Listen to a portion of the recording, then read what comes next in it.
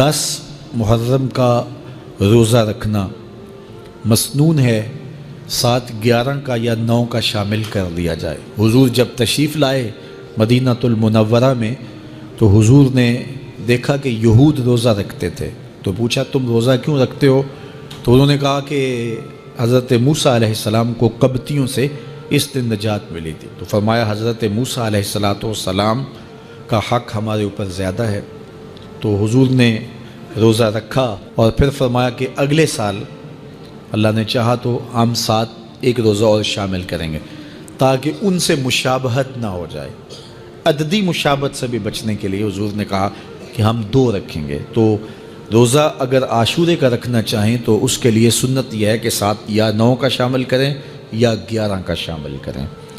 تو جو افضل ترین روزے ہیں ان میں سے عاشورے کے روزوں کا بھی شمار ہوتا ہے۔ تو اگر ممکن ہو تو جن کو اللہ نے صحت عطا کی ہے، تو آج کل اتنی شدت کی گرمی بھی باقی نہیں رہی، تو وہ یہ روزے رکھیں، ذکر و فکر کے اندر ان ایام کو گزاریں، اپنے والدین کی قبروں پر، اعزاء و اقرباء کی قبروں پر ہر جمعے کو جانا چاہیے۔ اس کے علاوہ بھی جب موقع ملے، یہ رواج جو پیدا ہو گیا ہے کہ 9 محرم کو یا 10 محرم کو مٹی ڈالنے کے لیے وہاں قبرستان میں جایا جاتا ہے، یہ 8، 10، 15 سال سے شروع ہوا ہے، جبکہ اس کی کوئی اصل نہیں ہے۔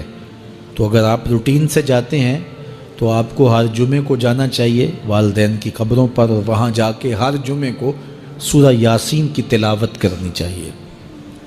تو سال کے بعد صرف 10 محرم کو یا 9 محرم کو جانا، یہ بہرحال اس دور کی ایجاد ہے، یہ کوئی مسنون نہیں ہے اور یہ کوئی سنت نہیں ہے۔ تو روٹین سے اگر کوئی جانے والا ہے تو چلا جاتا ہے تو کوئی حرج نہیں ہے۔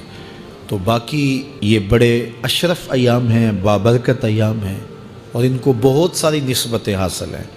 حضرت امام حسین رضی اللہ تعالی عنہ کی شہادت کے ساتھ یوم عاشور کو نسبت حاصل ہے، اور اس کے علاوہ بھی بہت سارے عالی مرتبت جو ہے وہ ہستیوں کے وصال کا دن بھی ہے، اور بہت سارے واقعات اس دن جو ہے وہ روح پذیر ہوئے ہیں۔ تو یہ اس لحاظ سے بہت ہی بابرکت اور جو ہے وہ مبارک یوم ہے۔ تو اس دن کو ذکر و فکر میں، عبادات میں بسر کیجئے گا، اور اپنی زندگی کی ایک ایک ساعت کو اللہ اور اس کے رسول کے نام پر لگا دینے کے جذبوں سے سرشار ہو کے زندگی گزاریے گا۔ حضرت امام پاک انہوں نے اپنی زندگی دین کے لیے قربان کر دی۔ تو یہ 10 محرم ہمیں سبق دیتا ہے، اور ہم اس دن عہد کرتے ہیں اگر انہوں نے اپنے بچے بھی قربان کر دیے اور اپنی اولادیں بھی بھوک اور پیاس میں قربان کر دیں، تو آقا کریم نے فرمایا لوگو میں تمہارے اندر وہ چیزیں چھوڑی ہیں، اگر تم ان کو مضبوطی سے پکڑ لو تم کبھی بھی گمراہ نہیں ہوگے۔ جس طرح پچھلی امتیں انبیاء علیہ السلام کے چلے جانے کے بعد دوبارہ گمراہی میں پلٹ گئیں، گمراہی کی طرف چلی گئیں، تو ایسا نہیں کہ تم بھی گمراہی کی طرف چلے جاؤ۔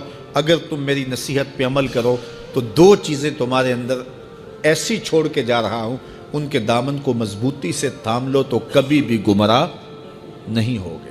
ان میں سے پہلی چیز کتاب اللہ کی کتاب، اور دوسری بھاری چیز جو میں تمہارے اندر چھوڑ کے جا رہا ہوں وہ میرے اہل بیت نبوت ہے۔ تو حضور نے تو ضمانت دی تھی کہ تم گمراہ نہیں ہوگے، لن تدلوا، تم کبھی بھی گمراہ نہیں ہوگے۔ اور یہ 73 گروہوں میں کیسے بٹ گئی؟ تو حضور نے شرط لگائی تھی کہ اگر تم ان 2 چیزوں کو تھامے رکھو گے تو کبھی بھی گمراہ نہیں ہوگے، ایک اللہ کی کتاب اور ایک میرے اہل بیت کو۔